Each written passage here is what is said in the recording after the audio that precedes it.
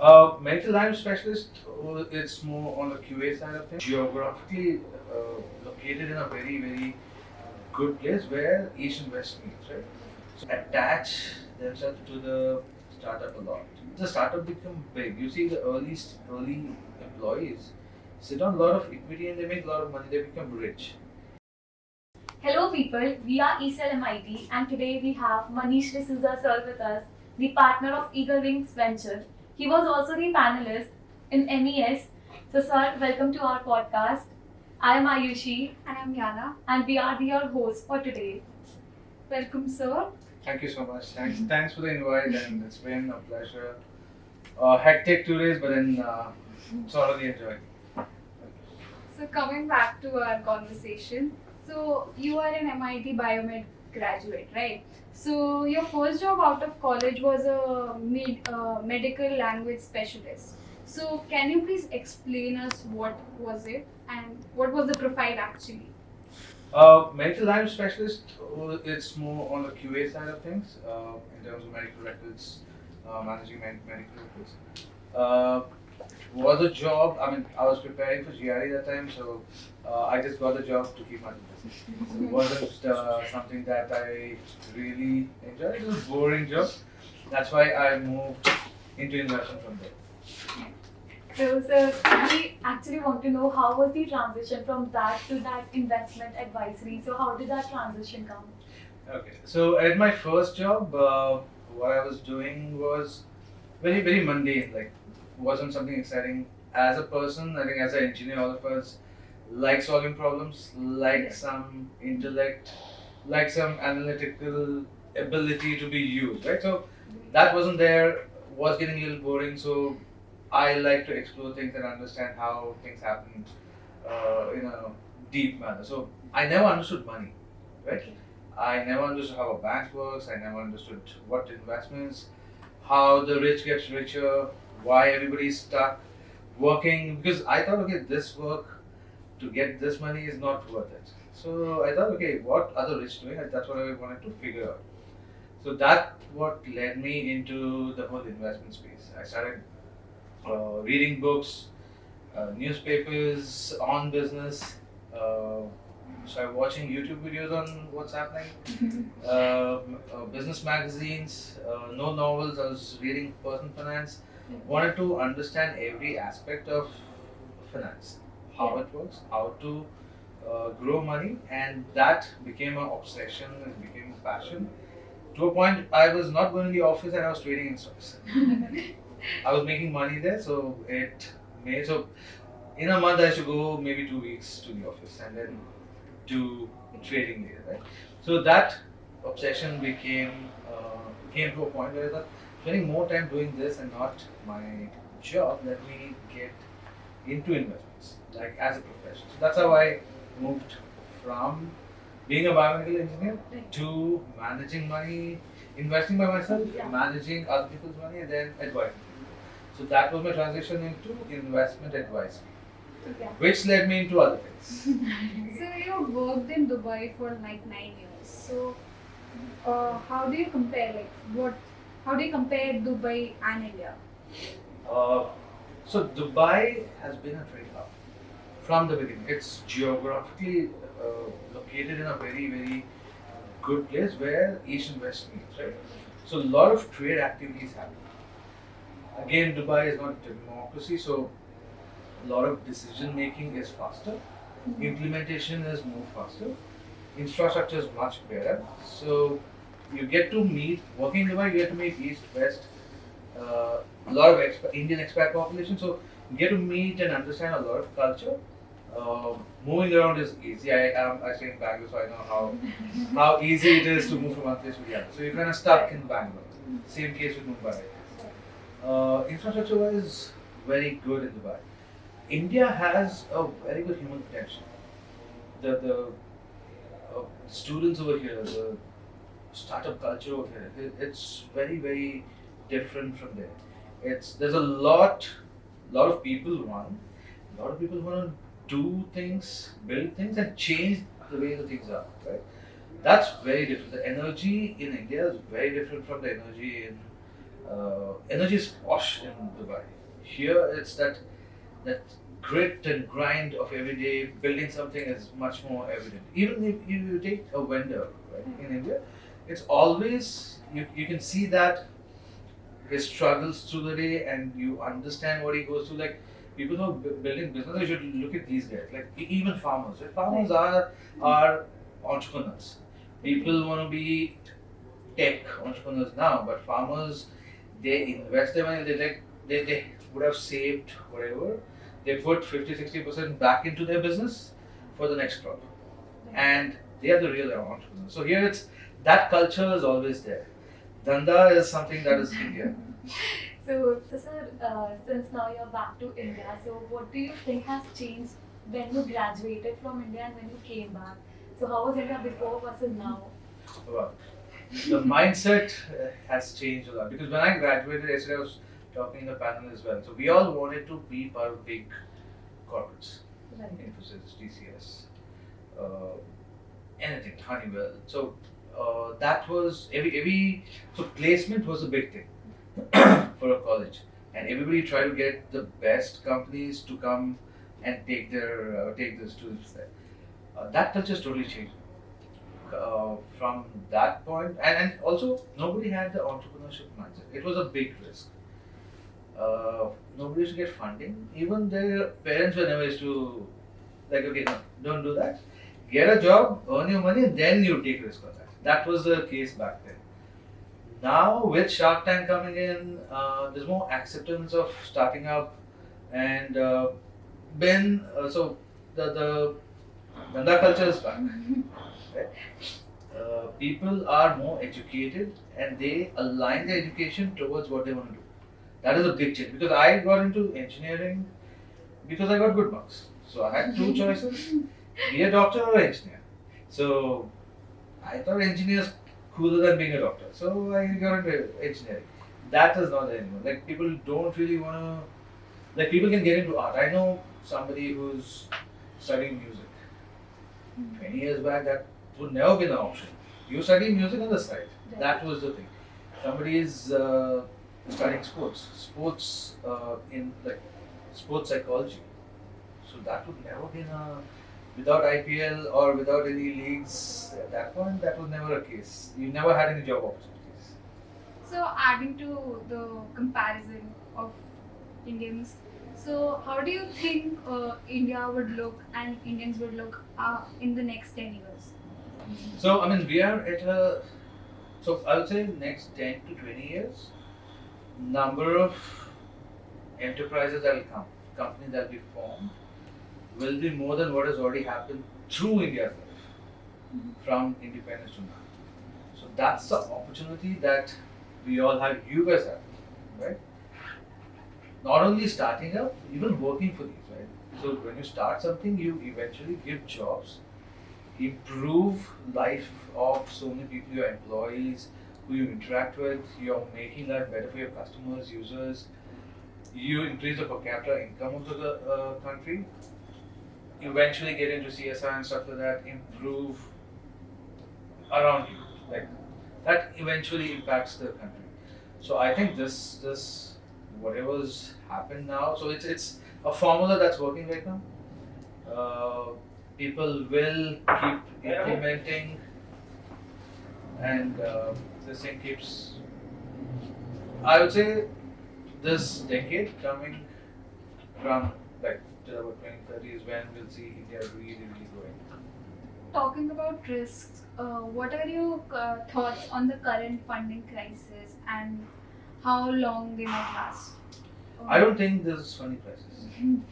So it's so terms like recession and funding winter is what media conveys. I don't see. So what was happening in 2021? There was there were a lot of subpar deals. I won't say bad. I don't think any business is bad. But subpar deal inflated valuations was the thing because FOMO was around that. If I don't invest, then I'm going to lose out. Suddenly, liquidity got a little tight, and people started looking at quality deals. Even now, with winter funding in, quality deals are still getting funded. People are still sitting with money, but they're looking at quality deals. I don't think so. So if this tightening you're talking about, liquidity wise, it's going to stretch for another year and a half. So, but having said that, quality deals are never a problem. We see them not shut. So they're still looking for deals, they're still having pitch sessions, they're still investing money. It's just that they're more selective. So, sir, since you're already talking about the quality deals, so what, according to you, are the key pointers in a successful startup? Okay. I mean, we look at a lot of about 300 data points when we select startups. But when you look at early stage, right? So there are a few things. I mean, if I go on the theory side, they say 7 T's. I don't know if I can remember all 7. So it's team, TAM, how big is the market, tech, if there's a tech involved, transformation, like is it transforming a particular industry or is it transforming anything, or are you just solving a problem for sake of solving? And how is it? 4. So timing, whether it's the right time or wrong time. Right company at the wrong time will not work, and wrong company at right time also will not work. So timing is also important. I might be forgetting 1 or 2, but one thing we always look at 10x. Whatever money we put in, we like to have 10x of that. So in all of this, what I mainly look at is the team, the founder, the person who's steering the ship. Because at an early stage, things change. A lot of startups start with one thing. They add different lines, they drop different lines of businesses. Everything's gonna change. It'll be a totally different thing in another 4 years. The guy who takes those key decisions, when to pivot, when to persevere with this thing, that's a guy who'll always, like, I bet on that guy. We don't bet on the business, we bet on the founder. You see the guy who will take my money, use my money, and give so many folds of my money. So I look at the team, mainly with other things. So adding to this, I just have a very curious question to know, and I'm sure our audience also loves to know that. What has been your biggest deal yet?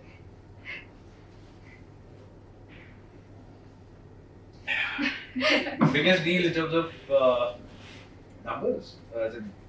So okay, there are 2 different things. So in Dubai, I was doing bigger deals. So those are 100 million plus. Right. In India, it is below early stage deals. So we are restricted to do around a particular number, which is small, because we come in first. First funding, first or second funding for a startup. So it's much lesser. We don't look at the bigger deal. We see how much we can grow a particular company. The values. Yeah, and how much we make. Also. Definitely. So, sir, as an advisor to multiple startups, what problem you have seen that most of the startups face? One thing, the cohesion between the founders. That's something, because a lot of people start and eventually, initially it's a fun project, then it becomes serious, and then co-founders are more than wives or spouses, right? You spend more time with each other, you have different, you connect at so many different levels. You're bound to have that friction. And that cohesion, collaboration and respect for each other, that if that gets lost, then it's a problem. And that happens when you become big, or on your way to become big. Egos come into play. Suddenly, one guy is the face of the company and the other guy is not. I mean, adding to your previous question, like there is always a sales guy who is the face, who might not be doing a lot of things in the thing. There might be a tech guy who's building everything, and this guy is just the face trying to do the CEO stuff. But the CTO guy might come up with the thing. Somebody might tell him that, okay, you're the guy who's building everything. Why is he the CEO? Right? So these kind of things, you have to understand you are a team and you build together. So this is one thing that I've come across a lot, saying, okay, this guy's trying to make the ego comes into play many a times, and that's one thing. Second thing is, founders attach themselves to the startup a lot. No matter what it is, like your baby is the most beautiful. So that concept. Sometimes what happens when you get a good deal, somebody wants to acquire you, and it's a good deal. Everybody's in for it, but most of our founders come up with this is my baby. But if that can, if it's a good deal, it's a good deal. WhatsApp was bought by someone. Instagram was bought by someone. So, not that they lost it, they went and started other companies. So, these kind of things, you got to problem, but we get to give them a sense saying, okay, you have to look at the bigger picture. Sir, as a student, we would like to know what are the roles in our venture funding and how does that actually work? Like, what's the front end, what's the back end, how does things actually go? Roles in a venture capital firm? Yeah. Okay, it starts with analysts. You have senior junior who looks at mainly does the research work.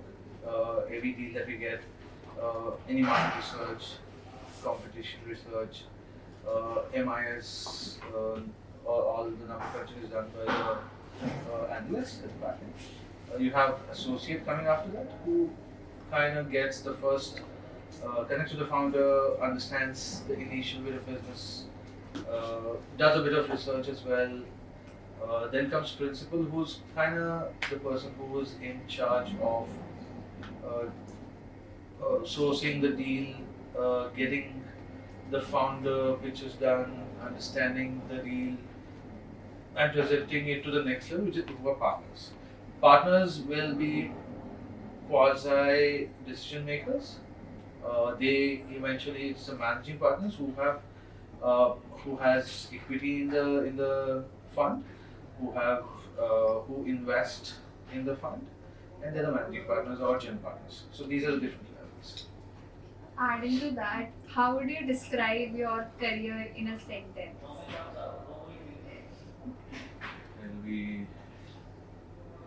I don't know. I gotta think. In a sentence, it'll be very difficult, but I would say breaking norms. Let's just give up to that. Because I've got into anything without having a BA degree or getting certifications. I've gained the knowledge, and I've gained much more than what a degree can get. I've connected with people, understood what is happening practically, right? What's happening inside. Like, let's say I want to be a venture capitalist, I would connect with maybe 100 VC guys. I would speak to maybe 50, have coffee with 20, have lunch with 10. So I will do all of this to understand, not once, many times in many different directions, how it works. On top of that, I'll read books, I will understand quite deep in terms of knowledge, which a degree can never give. And I think that's something that has happened throughout my life. I've crossed and broken ceilings where people said, no, you're finance, you're an engineer. Why are you getting into investments? You're an engineer. So that has never led into whatever I liked, I've studied, understood, and got it, and I've moved on. So you're discussing how you have done things very differently. So we would like to know what makes a top tier startup different from rest of its competitor. Culture. I would say culture because it's a stressful situation. Founders are you don't see it. The reason they sit in a corner of I don't know if you guys have visited any early stage startup office. So founders are always sitting somewhere in the corner. He doesn't have a cabin.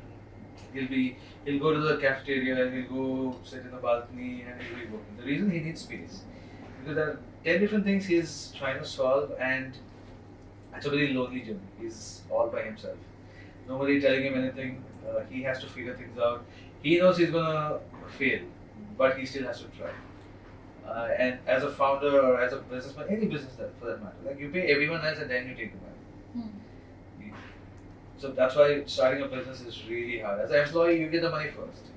When the money comes into a company like that, the employees get every month the money. But a founder has to pay everyone else, the rent, the employees, licensing fees, everything else, and finally if there's something left, That also will think I may need it for something else. So let me keep it there. I'm not taking my time. So it's well, I forgot your question. I think I got lost in the thought. I was asking what makes a top 10 startup Culture, yeah. So with all the stress, many of founders they get frustrated with the employees, right? And building that culture where everybody tells it's a big family and all that, which is got lost. Most of the times there are no HRs in startups, so it's 2-3 people managing the rest. So for someone, why would someone spend the time, forget money, time to build something that's your vision, your plan, your everything? I'm going to give my time to build yours. If I'm not treated right, I will never feel that belonging. Once the startup becomes big, you see the early employees sit on a lot of equity and they make a lot of money, they become rich. But that culture for you to stick to me and support my vision is very important. That in my mind what makes a big, because if you're not treated well, first chance he gets, he will join the competition. Makes sense. As much as we would like to continue with this conversation, we are on a crunch of time. With just like, one last question. What are the 3 life lessons that you have learned so far that you'd want our audience to know? 3 life lessons. Okay, I should have thought of this. Thinking on the fly. I think never give up. That's one simple thing, because there's nothing that you can't do. Yes. Generally, you bring barriers into your mind. There's absolutely, if you want to be something, then you do. So that is one. Never give up. Enjoy the journey. Never the destination. The destination is very important. Enjoy the journey as much as possible. Third one, be kind. Be kind, because be kind to everyone.